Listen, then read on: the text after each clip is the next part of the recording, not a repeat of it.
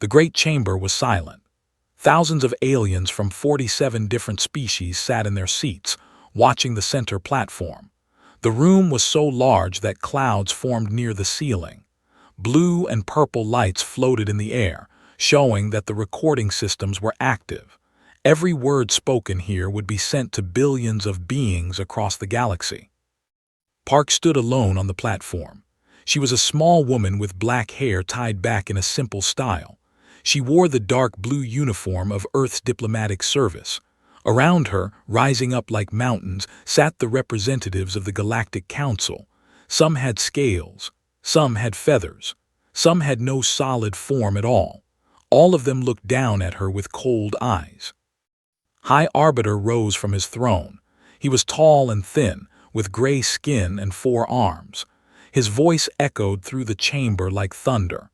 The Council has reached its decision regarding the species known as humans. Did not move. She had known this moment was coming for months. Earth's leaders had prepared her for it. Still, hearing the words would hurt. The charges against humanity are as follows, continued. Unauthorized expansion into 17 star systems. Development of weapons technology beyond permitted levels. Refusal to submit military assets to Council inspection. Repeated violation of trade agreements. And most seriously, the corruption of 3 protected species through cultural contamination. Wanted to laugh. Cultural contamination. That was what they called it when humans taught the Vel people how to grow food in their dying soil. That was what they called it when human doctors cured a plague that the Council had ignored for 50 years. But she stayed quiet. Speaking now would change nothing. The Council has voted, announced.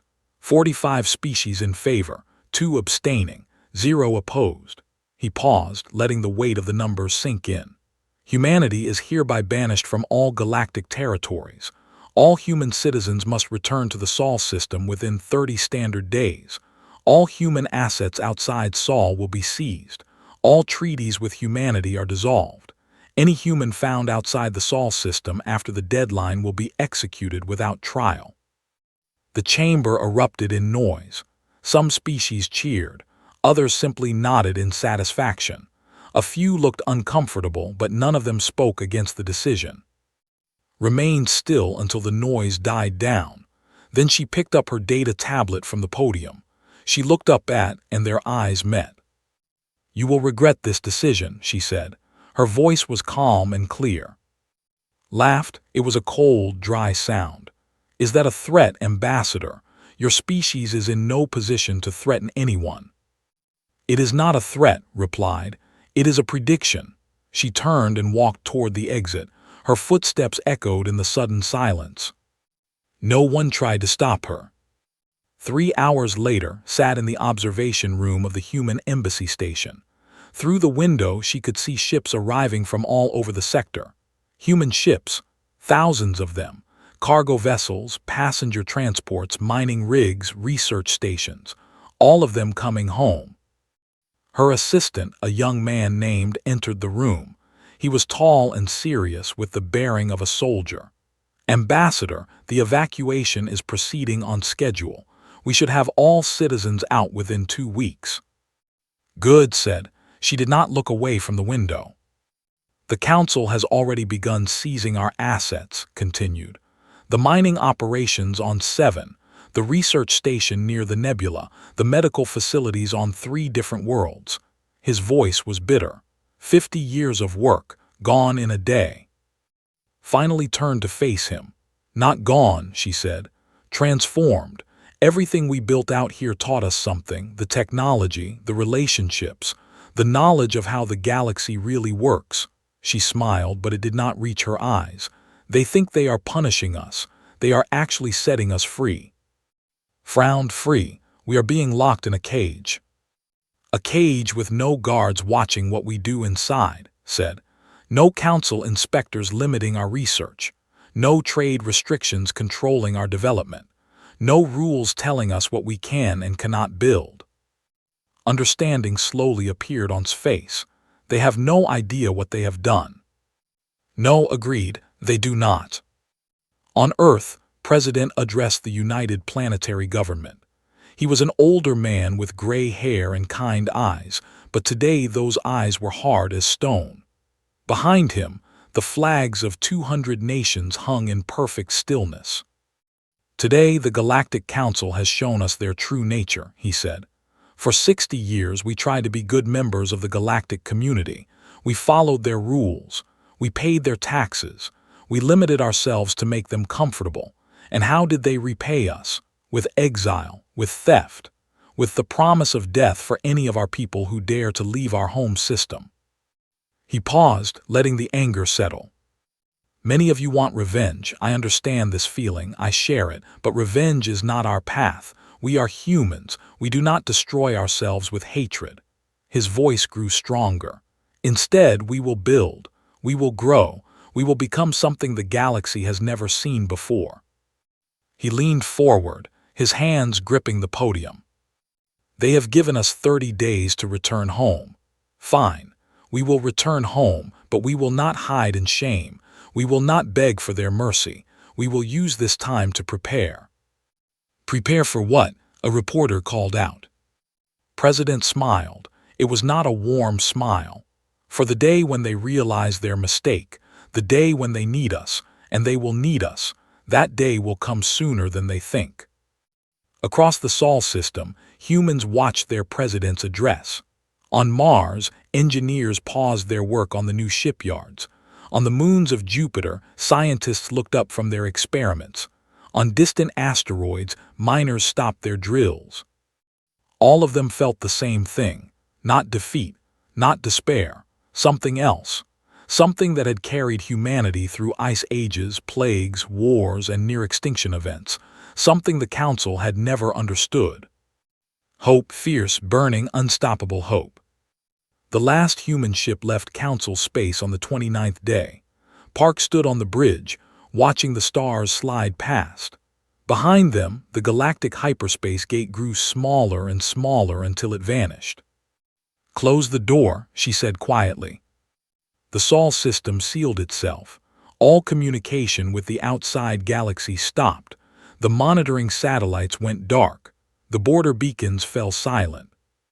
To the Council, it looked like humanity was dying in shame. In truth, humanity was about to be reborn. 5 years of silence. 5 years of nothing. The Council's monitoring drones circled the Sol system like hungry birds waiting for a dying animal to stop moving. They watched Earth. They watched Mars. They watched the asteroid belt and the gas giants and the frozen rocks at the edge of human territory. They saw nothing. No signals came out. No ships tried to leave. The hyperspace gate sat unused, its massive rings cold and dark. It was as if humanity had simply stopped existing. In the Council chamber, High Arbiter read the latest report with satisfaction. As predicted, he announced to the assembled representatives, the humans are collapsing. Their economy cannot survive without galactic trade. Their population will decline. Their technology will stagnate. In another generation, they will beg us to let them return. The chamber filled with approving sounds. The dangerous mammals from Sol were finally contained. The galaxy was safe. Only a few observers noticed something strange in the drone data. Energy signatures from Sol had not decreased. They had increased. Massively. Whatever the humans were doing inside their cage, they were using more power than ever before. But dismissed these concerns. They are probably burning their resources in desperation, he said. It will only speed their end. He could not have been more wrong. Deep beneath the surface of Mars, in a facility that did not exist on any map, Shin stood before the largest screen he had ever seen. It showed the complete Sol system in perfect detail. Every planet, every moon, every asteroid. And scattered across this display like stars themselves were thousands of glowing points. "Status report," he said. A woman's voice came through the speakers. "Project Horizon is proceeding on schedule. Fusion reactor network is now at 60% capacity. The quantum computing grid is online and stable. The new medical protocols have been distributed to all population centers. Nodded. He was a thin man with sharp eyes and gray hair at his temples. Before the banishment, he had been a simple intelligence analyst. Now he was the director of humanity's greatest secret. "And the fleet?" he asked. "Admiral reports that construction is ahead of schedule. 150 vessels are complete. Another 150 will be ready within the year." Allowed himself a small smile. The council thought humans were dying. In truth, they were building the most advanced fleet in galactic history. Ships that did not need the council's hyperspace gates. Ships that moved through dimensions the council had not discovered. Ships that could appear anywhere in the galaxy without warning. But the fleet was not their greatest achievement. On Earth, in a small laboratory in what used to be called South Korea, a young engineer named Lee stared at her computer screen with wide eyes. She was 28 years old, with messy hair and tired eyes from too many sleepless nights. But right now, she was more awake than she had ever been in her life. "It works," she whispered. "It actually works." Her colleague, an older man named, looked up from his own workstation. "What works?" Turned to face him. Her hands were shaking. "The broadcast system. I found a way to send a signal that bypasses all known galactic filters. Every communication device in Council space will receive it. Every screen, every neural interface, every ship, station, and planet." His face went pale. "That is impossible. The Council's communication network is the most advanced system in the galaxy." "It was," said, 5 years ago. We have spent those 5 years doing nothing but learning and growing. The Council stopped advancing centuries ago. They became comfortable, lazy. We never stopped pushing forward." She pulled up a diagram on her screen. It showed a web of signals spreading across the galaxy like ripples in water. "With this, we can speak to everyone, not just the Council. Everyone, every species, every citizen, all at once." Sat down heavily. The president needs to know about this immediately. But was already sending the message. 3 months later, Fleet Admiral stood on the bridge of the flagship Dawn of Sol. She was a tall woman with short gray hair and eyes that had seen too many battles. Around her, through the massive windows of the bridge, she could see the fleet taking shape. 300 ships now, each one larger than anything the Council had ever built. Each one carrying weapons and shields that would make Council admirals weep with envy.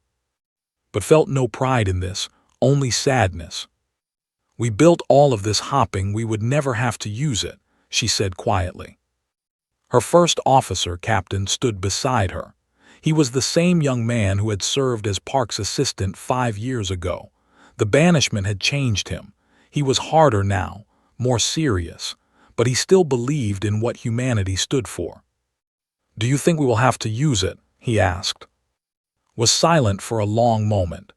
"The Council fears us because they think we are violent, aggressive, dangerous. If we attack them with this fleet, we prove them right. We become exactly what they accused us of being. So what do we do instead?" Turn to face him.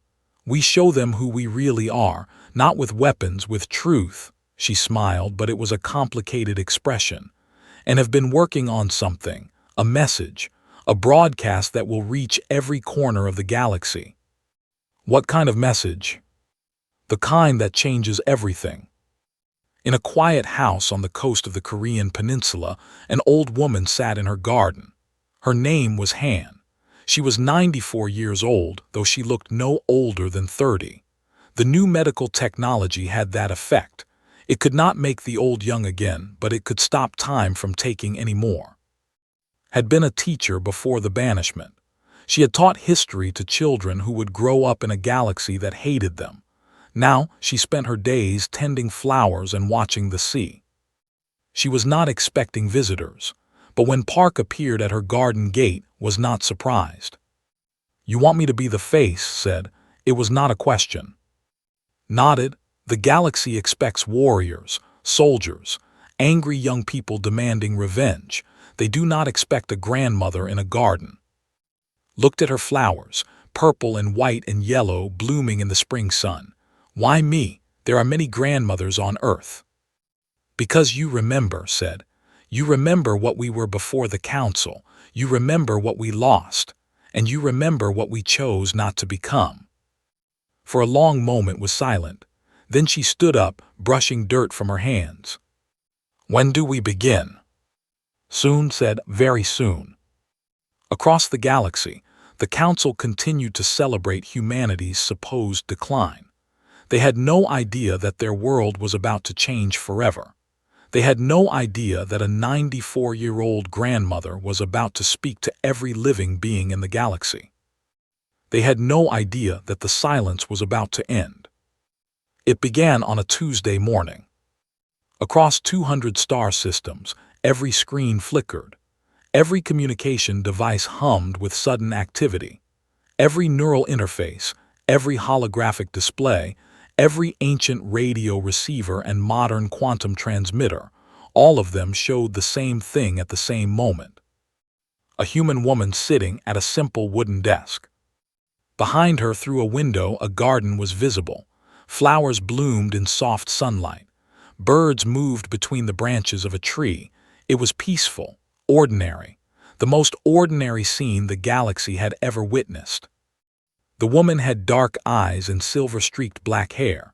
Her face showed the calm patience of someone who had lived a long time and learned much.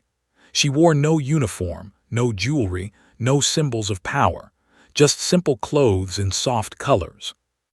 When she spoke, her voice was gentle, and somehow, impossibly, every species heard her in their own language. My name is Han, she said. I am 94 years old. I was born in a small village on Earth in a country called Korea. I was a teacher. I taught children about history, about the mistakes of the past and the hopes of the future. Now I am a grandmother. I spend my days growing flowers and watching the sea. She paused, letting her words settle across the galaxy. 5 years ago, your council decided that my species was too dangerous to exist among you. They called us aggressive, warlike, uncontrollable. They exiled us to our own star system, expecting us to die slowly and quietly. They thought isolation would break us. Her eyes, dark and deep, seemed to look directly at every viewer. We did not break, we did not die, we grew. The image behind her changed. The garden disappeared, replaced by footage that made billions of beings gasp in shock. Ships, hundreds of ships, massive vessels that dwarfed anything in the council fleet. They moved through space with impossible grace, appearing and disappearing without using hyperspace gates. These are our new ships, said calmly. They use technology your scientists said would not exist for another 1,000 years. We developed it in 5 years, without your help, without your resources, without your permission. More images appeared. Cities on Mars, farms floating in the clouds of Venus, mining operations in the asteroid belt that produced more materials in a day than the council processed in a month. We could use these ships to conquer you, continued.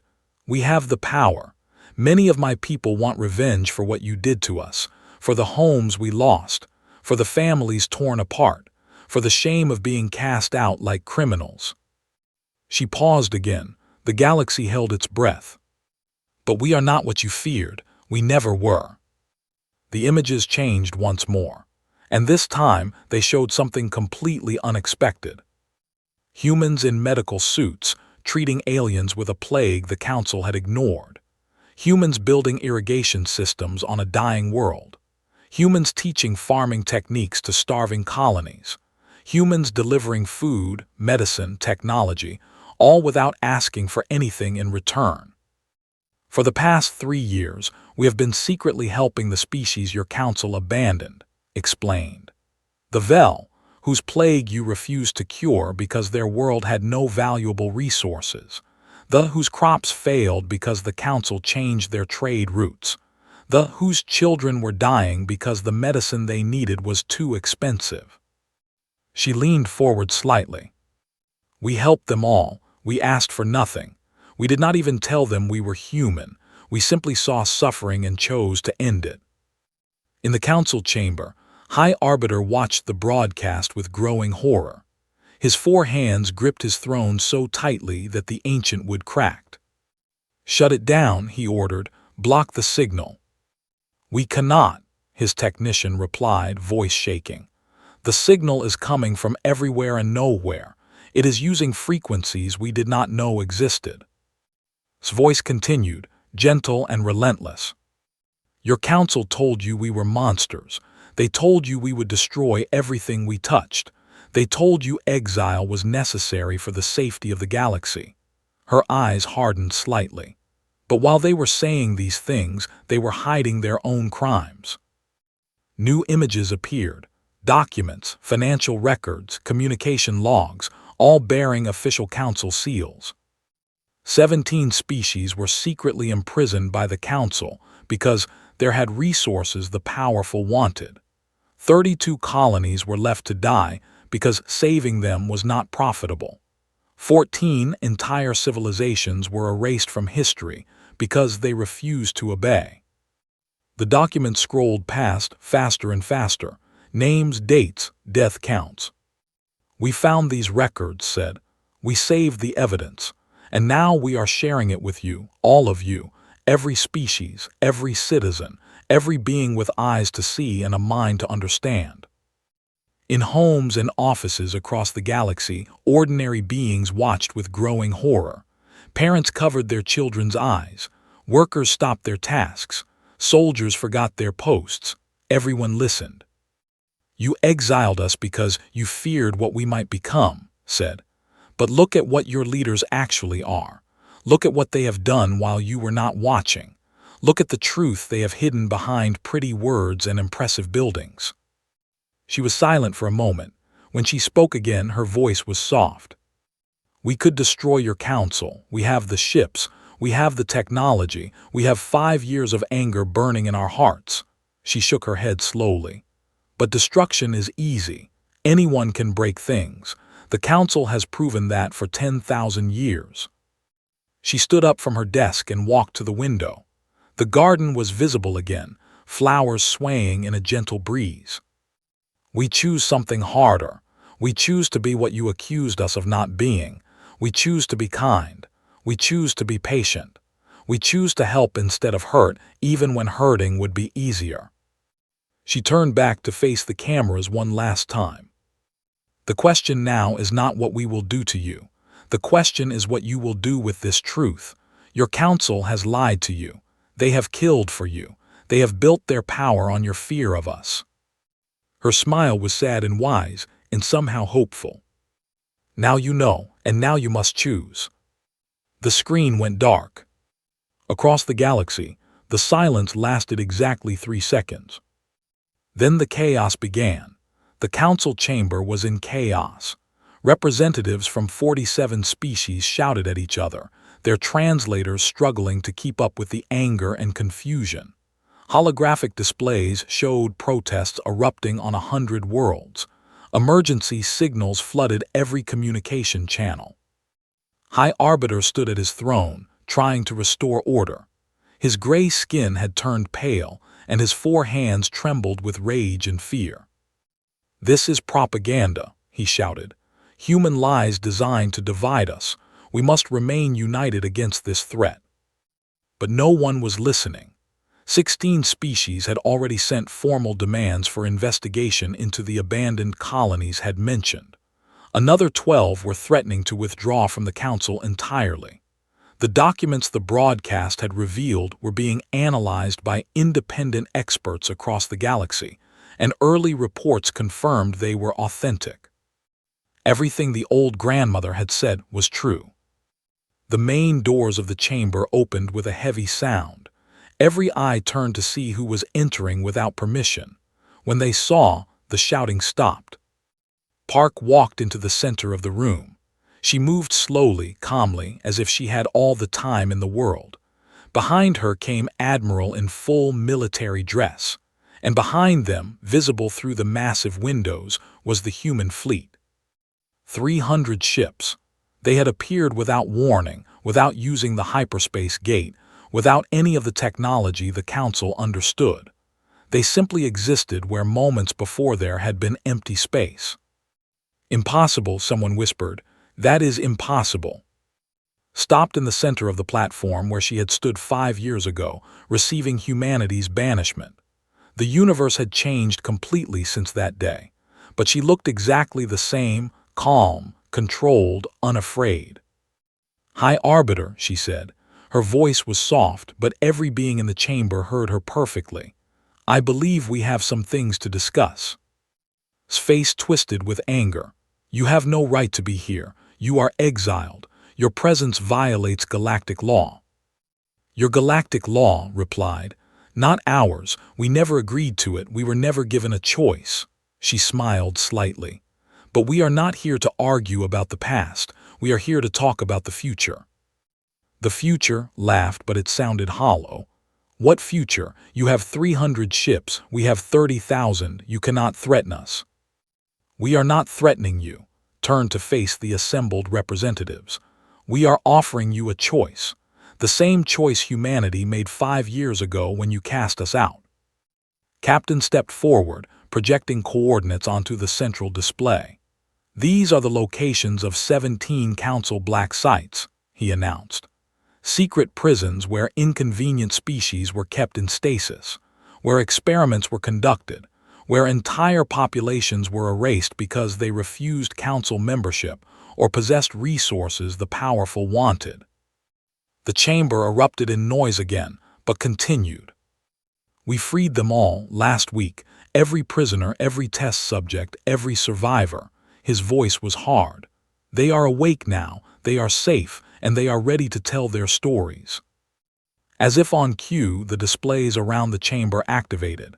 They showed faces, alien faces, dozens of different species, all speaking at once. Their testimonies washed over the chamber like a flood. "I am of the.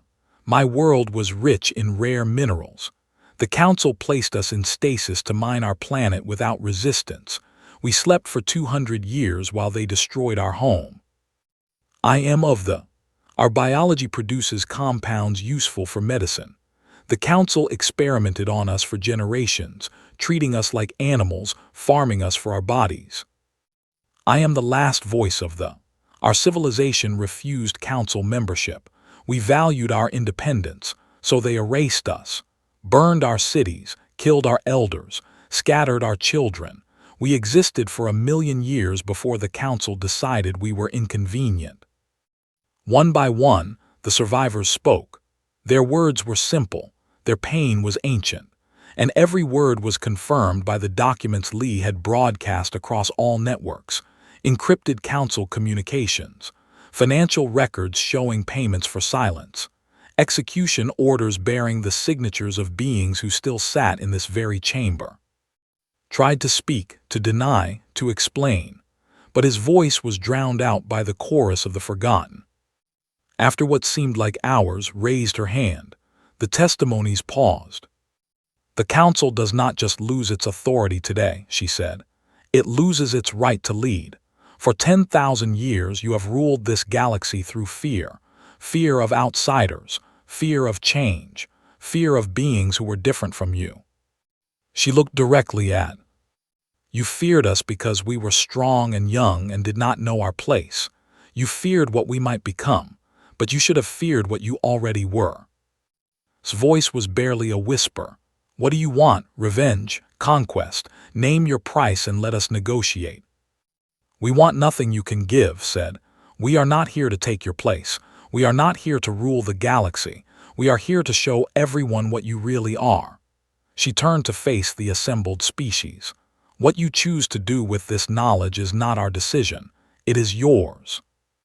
The first species to formally withdraw from the Council was a peaceful people who had always been uncomfortable with the Council's methods. Their representative simply stood up, bowed slightly toward, and walked out of the chamber. Others followed. 12 species on the first day, 30 more by the end of the week. Protests continued on 100 worlds.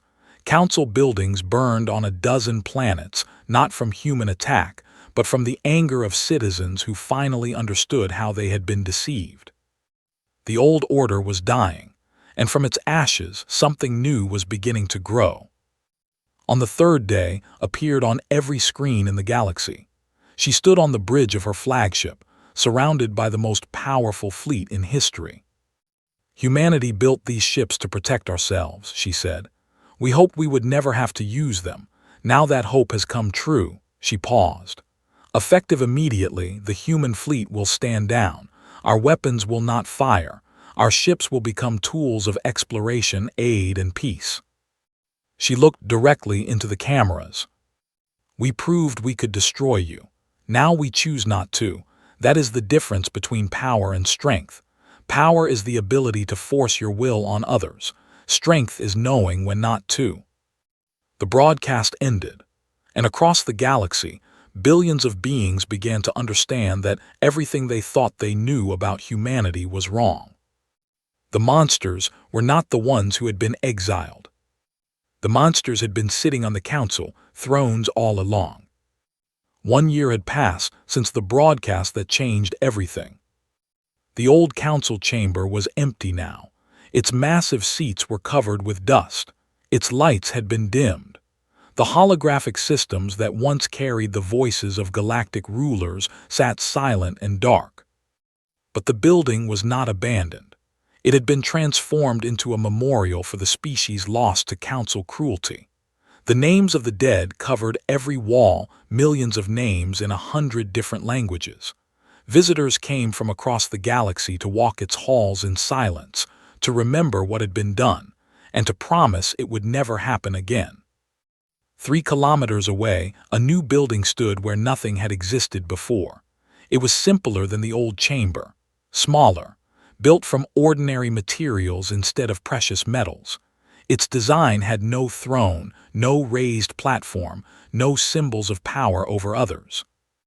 This was the assembly of free worlds. Han stood at the central podium, looking out at the representatives of 87 species. She wore the same simple clothes she had worn in the broadcast. Her hair was still silver-streaked, her eyes still calm and patient. "I did not want this position," she said. Her voice was soft but clear. "I am a teacher and a grandmother. I grow flowers. I watch the sea. I am not a politician or a diplomat or a leader." She smiled slightly. "But the assembly asked for me, not because I am wise or powerful, because I am ordinary, because I represent what humanity really is, not warriors, not conquerors, but simple people who want to live in peace and help others when we can." The representatives listened in respectful silence. 1 year ago, most of them had voted for humanity's banishment. Now they had elected a human grandmother as their speaker. "The old council ruled through fear," continued. "Fear of outsiders, fear of change, fear of species who were different. They used this fear to control you, to silence you, to make you believe that cruelty was necessary for safety." She shook her head. "The assembly will be different.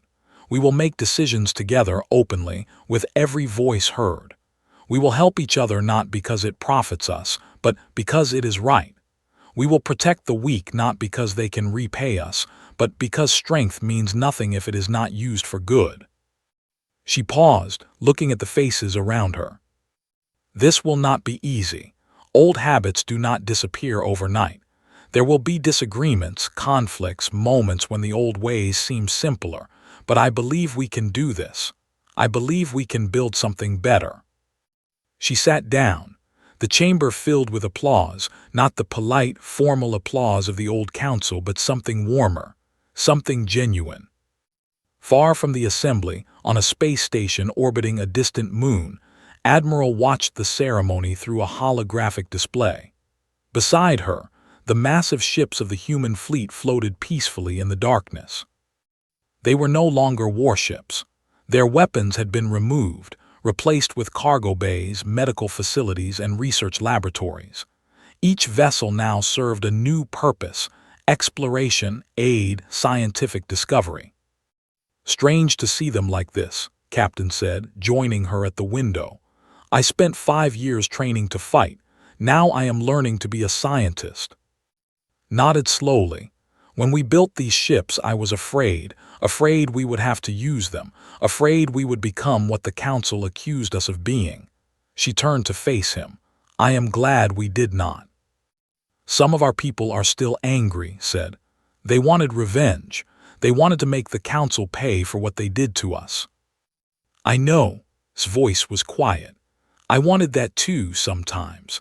On the darkest nights when I remembered all we lost, I dreamed of burning their worlds as they planned to let ours burn.